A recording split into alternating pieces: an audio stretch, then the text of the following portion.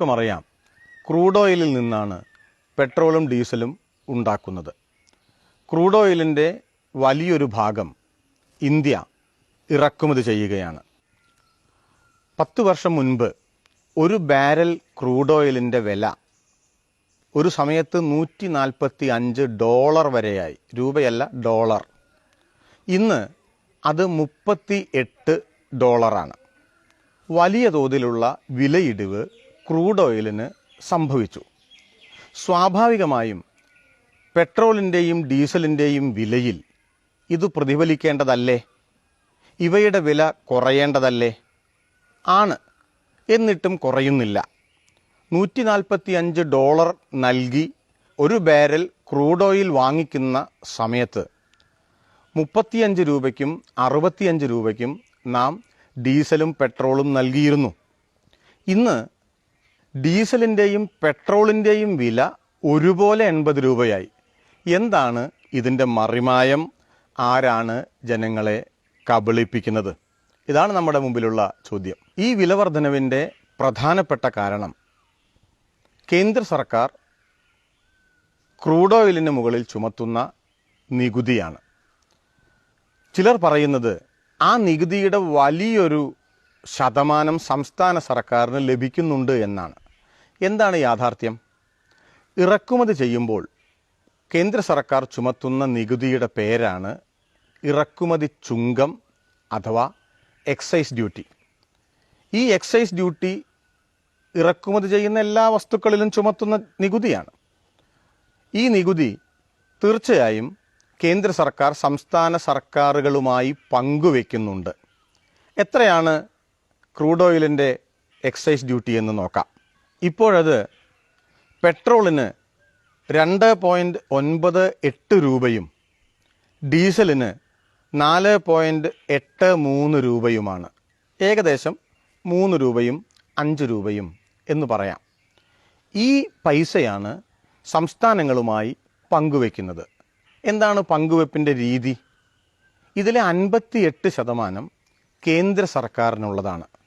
ബാക്കി 42% സംസ്ഥാനങ്ങൾക്ക് ജനസംഖ്യയുടെ ആനുപാതത്തിൽ വിതരണം ചെയ്യും.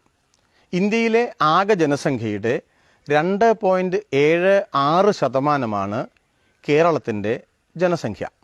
അങ്ങനെ നോക്കിയാൽ കേരളത്തിന് ലഭിക്കുന്ന വിഹിതം എത്രയാണ് ഈ എക്സൈസ് ഡ്യൂട്ടിയിൽ നിന്ന്? ശ്രദ്ധിക്കണേ.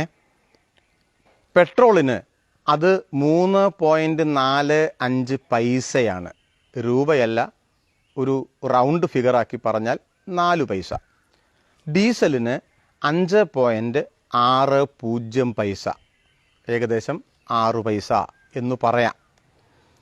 ഇതാണ് കേരളത്തിന് എക്സൈസ് ഡ്യൂട്ടിയിൽ നിന്ന് ലഭിക്കുന്ന വിഹിതം.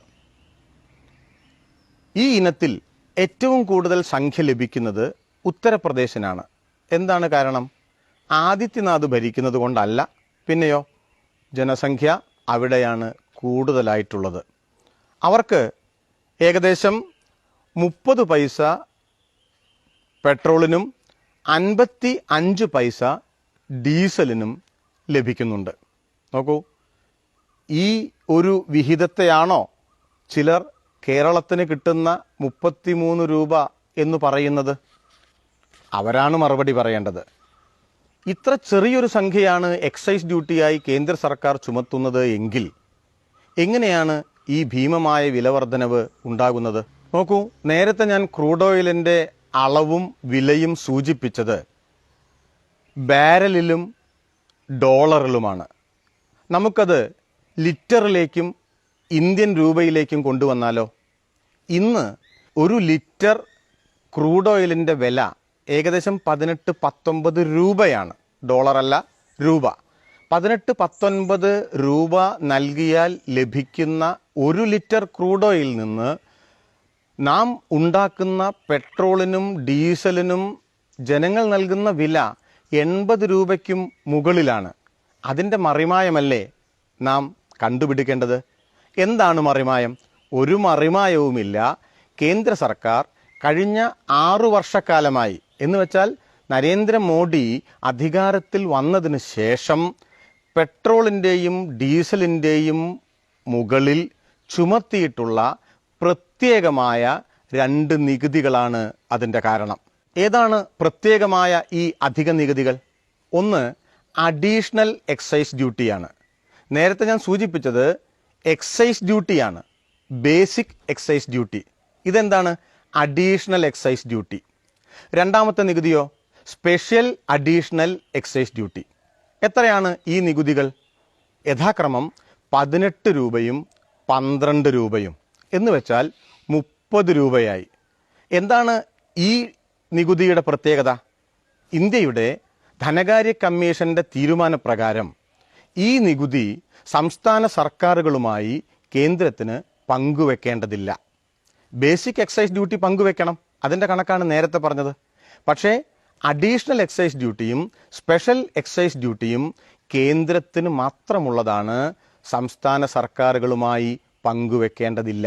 അങ്ങനെയാണെങ്കിൽ ഇപ്പോൾ കേന്ദ്ര സർക്കാരിന് എത്ര ലഭിക്കുന്നുണ്ട് 1 ലിറ്റർ പെട്രോളിനും ഡീസലിനും?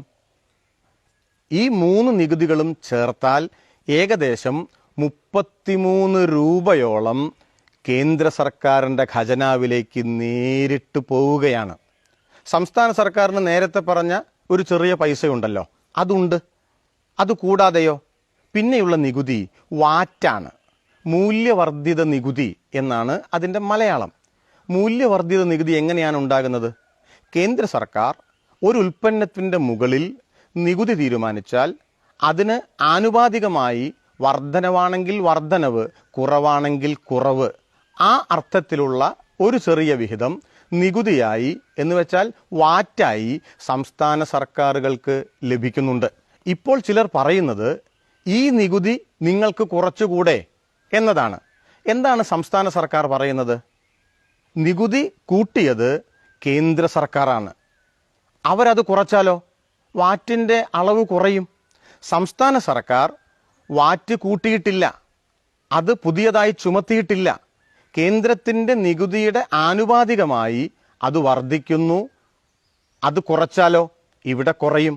ആരാണ് കുറയ്ക്കേണ്ടത്? നികുതി കൂട്ടാത്തവരാണോ നികുതി കൂട്ടിയവരാണോ?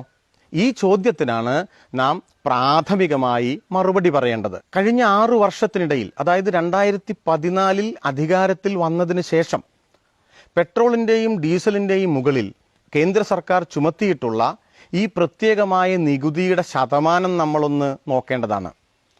പെട്രോളിന് 247% വില വർദ്ധിപ്പിച്ചു. ഡീസലിനോ 794%. ആ ശതമാനത്തിലെ വ്യത്യാസം കണ്ടോ? 30 രൂപ ഡീസലിന് കുറവുണ്ടായിരുന്ന 10 വർഷം കാലത്തെ അവസ്ഥയിൽ നിന്ന് ഇപ്പോൾ ഡീസലും പെട്രോളും തുല്യതയിലെത്തിയത് ഇതാ ഈ വർധനവ് മൂലമാണ്. ഡീസലിന് 794% നികുതിയാണ് വർദ്ധിപ്പിച്ചത്. അതായത് രൂപയിൽ പറഞ്ഞാൽ 9.48 രൂപയിൽ നിന്ന് പെട്രോളിൻ്റെ നികുതി 32.98 രൂപയായി വർദ്ധിച്ചു. എപ്പോൾ? നരേന്ദ്രമോദിയുടെ 6 വർഷക്കാലത്തെ ഭരണത്തിനിടയിൽ. ഡീസലിൻ്റെയോ 794% എന്ന് പറഞ്ഞല്ലോ. അത് രൂപയിൽ പറഞ്ഞാൽ 3.56 രൂപയിൽ നിന്ന് 31.83, ഏകദേശം 32 രൂപ വർദ്ധിച്ചു 6 വർഷത്തിനിടയിൽ. ഈ വർധനവ് മുഴുവൻ പോകുന്നത് കേന്ദ്ര സർക്കാരിൻ്റെ ഖജനാവിലേക്കാണ്. അങ്ങനെ നോക്കിയാലോ ലോകത്തിൽ, ശ്രദ്ധിക്കണേ, ലോകത്തിൽ പെട്രോളിയം ഉൽപ്പന്നങ്ങൾക്ക് ഏറ്റവുമധികം നികുതിയുള്ള രാജ്യം ഇന്ത്യയാണ്. എത്ര? 66%. അടിസ്ഥാന വിലയുടെ 66% നികുതി ചുമത്തുന്ന ഒരു രാജ്യവും ലോകത്തില്ല. നമ്മുടെ അയൽ രാജ്യങ്ങളെല്ലാം ശ്രദ്ധിച്ചുകൊള്ളൂ, ഞാനതിൻ്റെ കണക്കുകൾ പറയുന്നില്ല. ശ്രീലങ്കയിലോ പാകിസ്ഥാനിലോ നേപ്പാളിലോ ചൈനയിലോ എവിടെയും ഇത്രയും വിലയില്ല. എന്തുകൊണ്ട്? ആ രാജ്യങ്ങളിലെ സർക്കാരുകൾ ഇത്രയും ഭീമമായ നികുതികൾ പെട്രോളിയം ഉൽപ്പന്നങ്ങളുടെ മുകളിൽ ചുമത്തുന്നില്ല. ഈ വിധം നികുതി ചുമത്തേണ്ട അവസ്ഥയിലേക്ക് കേന്ദ്ര സർക്കാർ എങ്ങനെയാണ് എത്തിപ്പെട്ടത്? അതാണ് BJPയുടെയും സംഘപരിവാരത്തിൻ്റെയും വർഗ താൽപ്പര്യത്തെ തുറന്നു കാണിക്കുന്ന കണക്ക്. അക്കാര്യങ്ങൾ പലരും മിണ്ടുന്നില്ല. എന്താണ് ആ കണക്ക്? 2014 ശ്രീ നരേന്ദ്രമോദി അധികാരത്തിൽ വരുമ്പോൾ ഇന്ത്യയിലെ കോർപ്പറേറ്റ് നികുതി 30%. എന്താണ് കോർപ്പറേറ്റ് നികുതി? വൻകിട കോർപ്പറേറ്റുകൾ, അംബാനിയും അദാനിയും ടാറ്റയും ബിർളയും അതുപോലെയുള്ളവർ അവരുടെ ലാഭത്തിൽ നിന്ന് നൽകേണ്ട നികുതിയാണ്. അതൊരു വലിയ വരുമാന മാർഗമാണ് സർക്കാരിനെ സംബന്ധിച്ച്. എത്രയായിരുന്നു 2014? 30%. ഇപ്പോഴെത്രയാണ്? 15%. നോക്കൂ, പെട്രോളിയം ഉൽപ്പന്നങ്ങളുടെ മുകളിൽ ക്രമാതീതമായി നികുതി വർദ്ധിപ്പിക്കുന്ന കേന്ദ്ര സർക്കാർ കഴിഞ്ഞ 6 വർഷവും ചെയ്തത് കോർപ്പറേറ്റ് നികുതിയുടെ അളവ് കുറച്ചു കൊണ്ടുവരികയാണ്. അങ്ങനെ വരുമ്പോൾ എന്താ സംഭവിക്കുക? കോർപ്പറേറ്റുകളുടെ പണം അവരുടെ കീശയിൽ കുമിഞ്ഞുകൂടും. പക്ഷേ ഇന്ത്യയുടെ ഖജനാവിലോ? ഇന്ത്യൻ സർക്കാരിൻ്റെ വരുമാനം കുറഞ്ഞു. ഇന്ത്യയുടെ കഴിഞ്ഞ 58 വർഷത്തെ ചരിത്രത്തിലെ ഏറ്റവും താഴ്ന്ന കോർപ്പറേറ്റ് നികുതി വരവ് രേഖപ്പെടുത്തിയത് 2019 കഴിഞ്ഞ സാമ്പത്തിക വർഷം.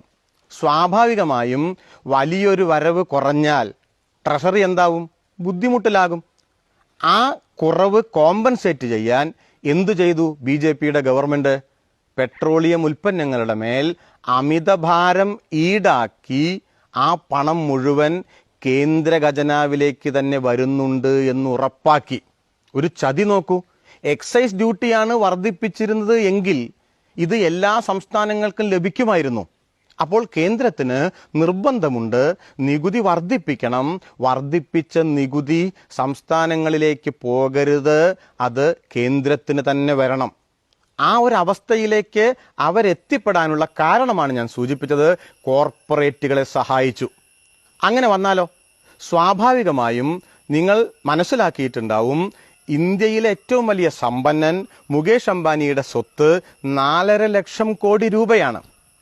പകുതി കളിയായും പകുതി കാര്യമായും ഈ സംഖ്യ പറയുമ്പോൾ ഞാൻ എല്ലാവരോടും ചോദിക്കാറുള്ള ഒരു ചോദ്യമുണ്ട്. 4.5 ലക്ഷം കോടിയിൽ എത്ര പൂജ്യമുണ്ട് എന്ന് നമുക്കറിയുമോ? സംശയമാണ്. ഇത്രയും ഭീമമായ സമ്പത്തിൻ്റെ ഉടമയാണ് അദ്ദേഹം. ഇതിൽ തന്നെ 1.25 ലക്ഷം കോടിയോളം രൂപ അദ്ദേഹം ഉണ്ടാക്കിയത് കഴിഞ്ഞ സാമ്പത്തിക വർഷമാണ്. എങ്ങനെ ഉണ്ടാക്കി? ഇതാ ഇങ്ങനെ തന്നെ. പെട്രോളിൻ്റെ വില വർധനവും ജിയോയുമാണ് മുകേഷ് അംബാനിയുടെ അടുത്ത കാലത്തുണ്ടായിട്ടുള്ള വമ്പിച്ച സാമ്പത്തിക അടിത്തറയുടെ ഒരു ഘടകം എന്ന് പറയുന്നത്. ആരാണ് ഉണ്ടാക്കി കൊടുത്തത്? കേന്ദ്ര സർക്കാരാണ് ഉണ്ടാക്കി കൊടുത്തത്. സ്വാഭാവികമായും ഈ വൻകിട കോർപ്പറേറ്റുകളുടെ നിയന്ത്രണത്തിലുള്ള, അവരുടെ ആധിപത്യത്തിലുള്ള മാധ്യമങ്ങൾ തങ്ങളുടെ മിശിഹായായി നരേന്ദ്രമോദിയെ ഉയർത്തിക്കാട്ടും എന്ന കാര്യത്തിൽ യാതൊരു സംശയവുമില്ല. ഇന്ത്യയിലെ ജനങ്ങളാണ്, നോക്കൂ, അതിൽ BJPക്ക് വോട്ട് ചെയ്തവരെല്ലാം സ്വാഭാവികമായും ഉണ്ടാകും. അവർ ഈ കള്ളക്കളി മനസ്സിലാക്കുന്നില്ല. അതിനു പകരം സംസ്ഥാനത്തിന് 32 രൂപ നികുതി കിട്ടുന്നുണ്ട് എന്ന പച്ചക്കള്ളം BJPയുടെ ചില ബുദ്ധി കേന്ദ്രങ്ങൾ പോസ്റ്ററുകളായി നവമാധ്യമങ്ങളിലൂടെ പ്രചരിപ്പിക്കുമ്പോൾ കോൺഗ്രസിൻ്റെ പ്രവർത്തകർ വരെ അത് ഏറ്റുപിടിക്കുകയാണ്. ഇത്തരം ആളുകളോട് ഒറ്റ കാര്യമാണ് ചോദിക്കാനുള്ളത്. പെട്രോളിൻ്റെ വില വർധനവ് അവിടെ നിൽക്കട്ടെ. നമ്മുടെ രാജ്യത്തെ കോൺഗ്രസിൻ്റെ നേതാക്കൾ, BJPയുടെ നേതാക്കൾ കേന്ദ്ര സർക്കാരിനോട് ആവശ്യപ്പെടുമോ? എന്ത്? കേന്ദ്ര സർക്കാർ പടിപടിയായി കുറച്ചു കൊടുത്ത കോർപ്പറേറ്റ് നികുതി 15% നിന്ന് പഴയതുപോലെ ചുരുങ്ങിയത് 30% ആക്കണമെന്ന്. അങ്ങനെ ചുമത്തിയാലോ? അത് പഴയതുപോലെയെങ്കിലും ആക്കിയാലോ? സ്വാഭാവികമായും കേന്ദ്ര സർക്കാരിന് അത് വലിയ ഒരു വരുമാന മാർഗമാണ്. ആ വരുമാനം ലഭിച്ചാൽ സാധാരണ ജനങ്ങളുടെ തലയിലേക്ക് ഈ അമിത ഭാരം അടിച്ചേൽപ്പിക്കേണ്ടി വരില്ല. ക്രൂഡ് ഓയിലിൻ്റെ വില കുറഞ്ഞതിൻ്റെ ആനുകൂല്യം സ്വാഭാവികമായും ഇന്ത്യയിലെ ജനങ്ങൾക്ക് ലഭിക്കുമായിരുന്നു.